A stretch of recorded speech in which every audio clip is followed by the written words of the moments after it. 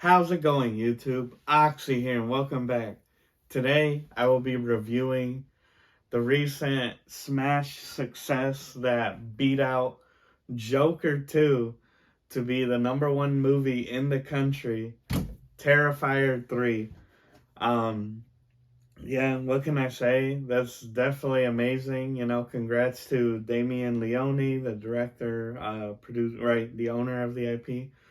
And everyone involved. They were David Howard Thornton, Laura LeVay. Seriously, everybody. Like, congratulations! It's amazing to see that an independent film is like literally beating out some of Hollywood's best. So that's always exciting to see. Go see the movie.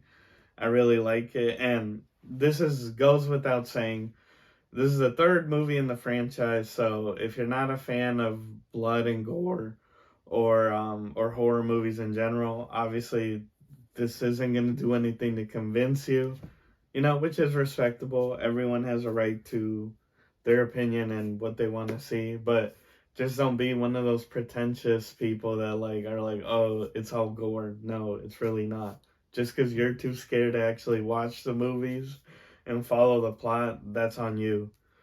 Anyways, sorry, I get passionate about that. I hate when people try to write these movies off as like it's just gore, it's torture porn. Not even close. Like, that exists. Go watch that if you want.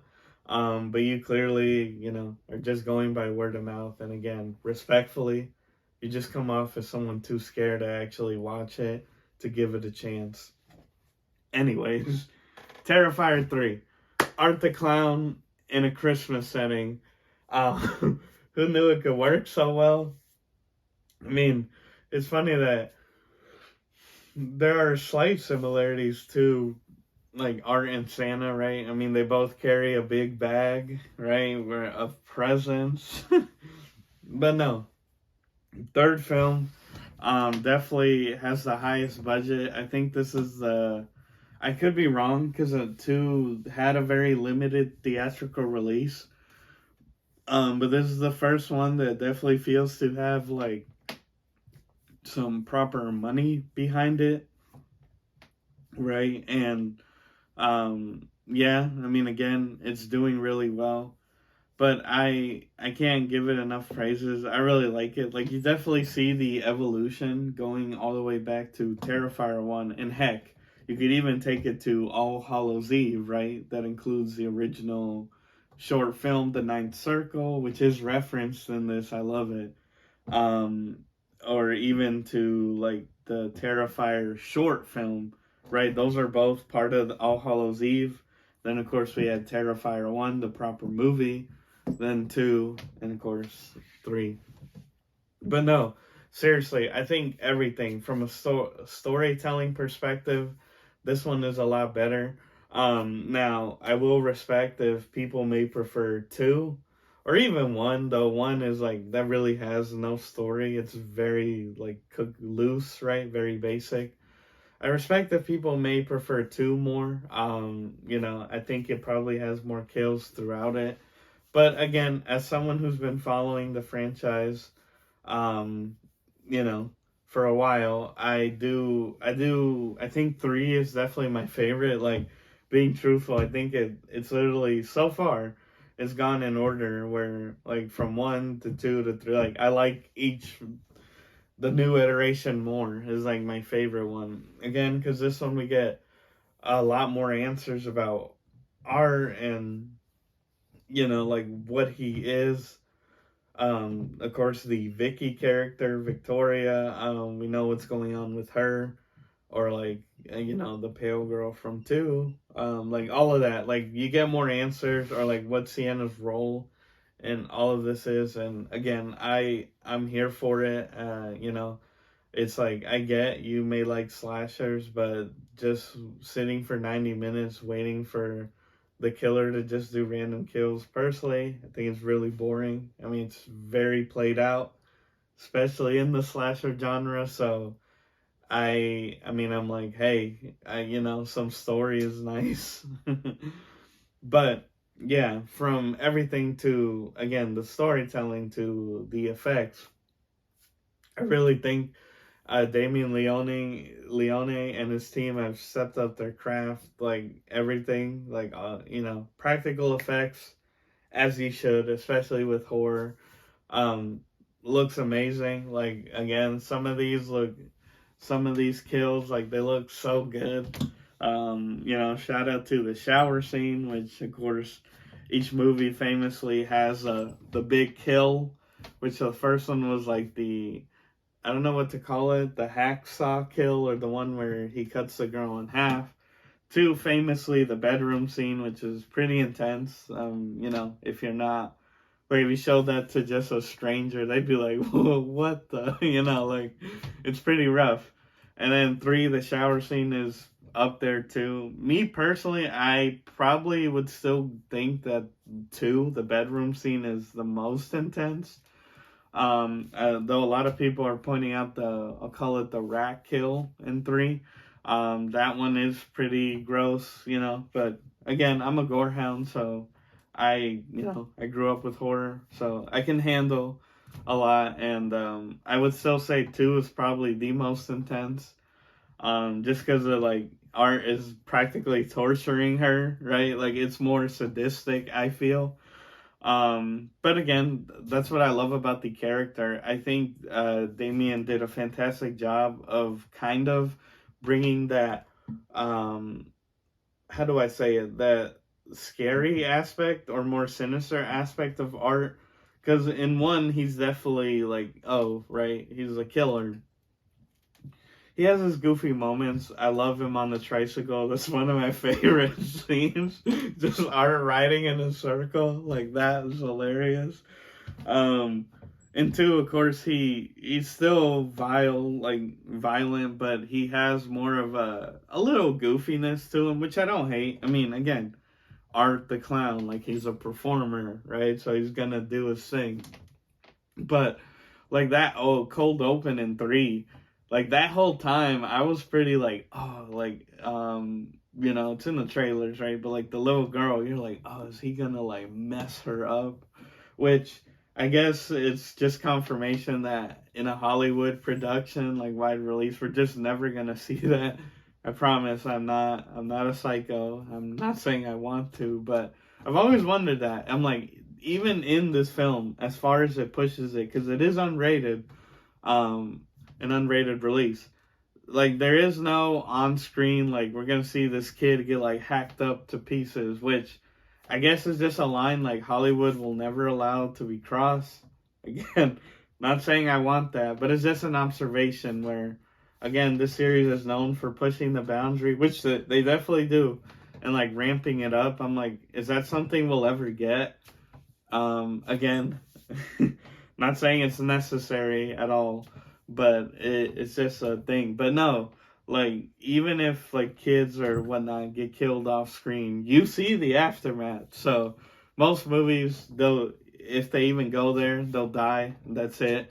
Nah, but minor spoiler, but like her brother gets killed, but you see what happened to him. You see that body, or um the mall scene is hilarious. It's unexpected too. Again, I just think it does a good job of Art just being like, "Hey, I'm goofy, but at the same time, I'm unpredictable," and that's what I like about him, as opposed to other horror protagonists. Is like he keeps you on your toes because he's a mall Santa, right? Like he's dressed in the Santa costume, and he's giving out presents. So you're like, "Oh, okay." But there's that uneasiness with like the first girl. Where you're like, "Is he gonna pull out like the liquid nitrogen thing," which if you see the movie you'll get, which again, go see it, I recommend it. You're like, oh, is he gonna pull it out, is he gonna shoot her, do something? No, it's like, here's a present, obviously softens the mood. Then this kid opens a bomb and he kills like a whole group of kids and everybody, and you see the bodies, you see, and you're like, holy shit. It's like, that's what I like that definitely establishes like, um there is no boundary in terms of age, gender. Like to Art, you're all cattle, right? You're all like susceptible, like you can be killed. And hey, that again, I do appreciate that. I gotta give a shout out to the bar scene where he meets the mall Santa and gets the suit. Again, really well done as like just a long, funny scene. But I like it. I like how the scene changes from, lighthearted, funny to like when he pulls out the gun and like kills the guys, right? Like his even again, David Howard Thornton, seriously such a gem. I cannot praise his performance enough. You have to remember, this guy doesn't talk. So you literally have to get everything he's thinking, like expressing through like body language or facial expressions. And seriously, that man is like fantastic. Like, and you may not agree, but I think you could even put in the conversation of like Oscar nominations, especially with like lead role. Well, would art be the lead? But you get it. Is it again? Like I cannot imagine how difficult that must be to act. Not be able to talk. So you have to like express everything through again movement. But he does such a fantastic job that literally what art is thinking, or you can sure you fill in the holes, but it's just so good. Like, I love it when like Vicky's honking her horn at him, and he's so disgusted, kind of like even looks over, like stop. Or when this true crime podcaster girl who's obsessed with like Sienna and her brother Jonathan's like the murders, when she's like, oh, like what would it be like to meet Art the Clown, like be in the presence of evil? He's eavesdropping and he's like obviously flattered. He's like, oh, like seriously, Art is just fantastic in this film. Again, everybody, even Laura LeVay as Sienna, so great. I mean, she did most of her stunts, which is like, oh man, like because especially that end, that long fight, that whole scene, she's getting thrown around everything, and for the most part, that's her. And seriously, I wish the best for everybody involved. Like, as in, like, I hope that later down the line, they get like more roles, like more. Um, Not saying that, of course, Terrifier or horror in general is like low budget, but you know what I mean. I hope they go out there and like do their thing and get those bigger roles, right? Those A-list things, because seriously, especially those two, I think they deserve it.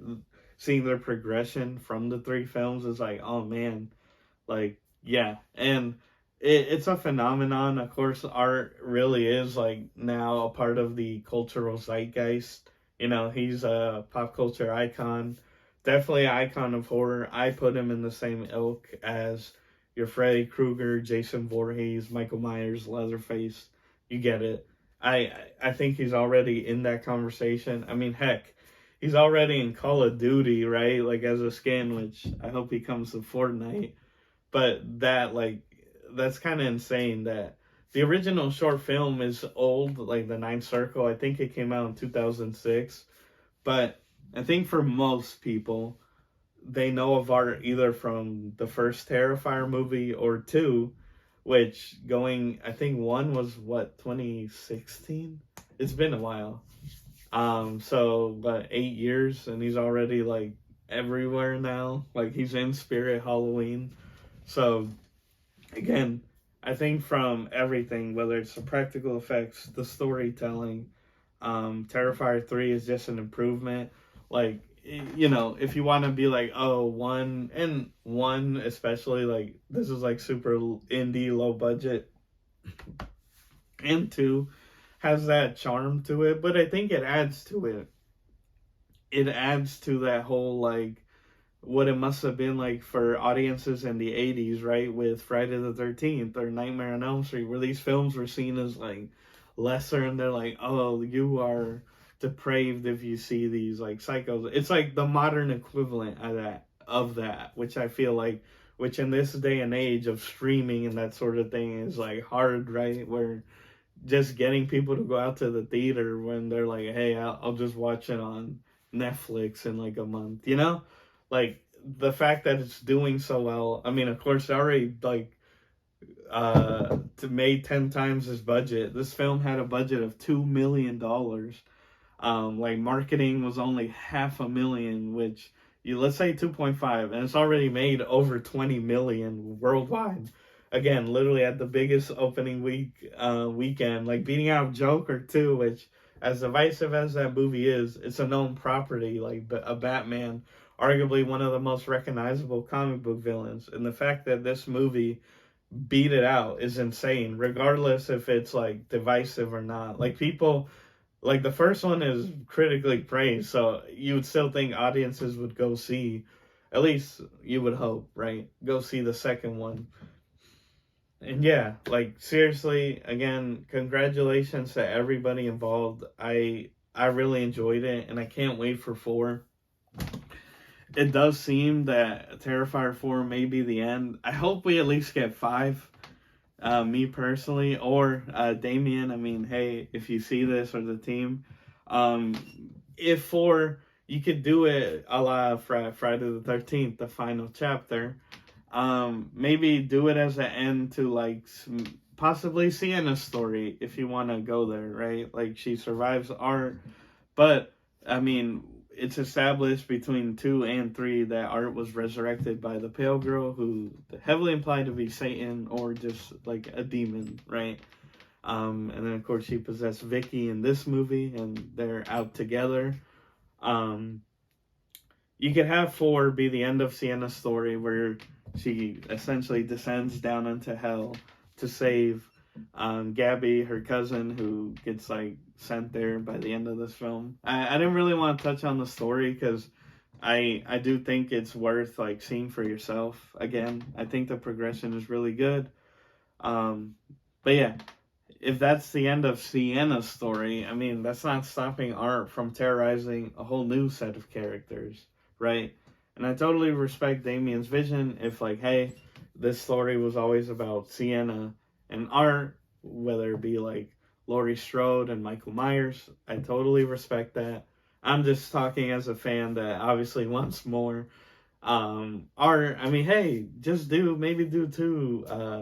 I was gonna say trilogies, but 4 would be a continuation. But like, I don't know, you could still do a couple more. End it off at a good number, maybe 6. I mean, hey, you have all the religious imagery going. You could be like, oh, the 6th film. End it there. But we'll see. Again, I am more than beyond excited for Terrifier 4. I can't wait. And yeah, again, if you're not a horror fan or you don't like blood or gore, that's totally respectable. I mean, this isn't going to do anything to convince you.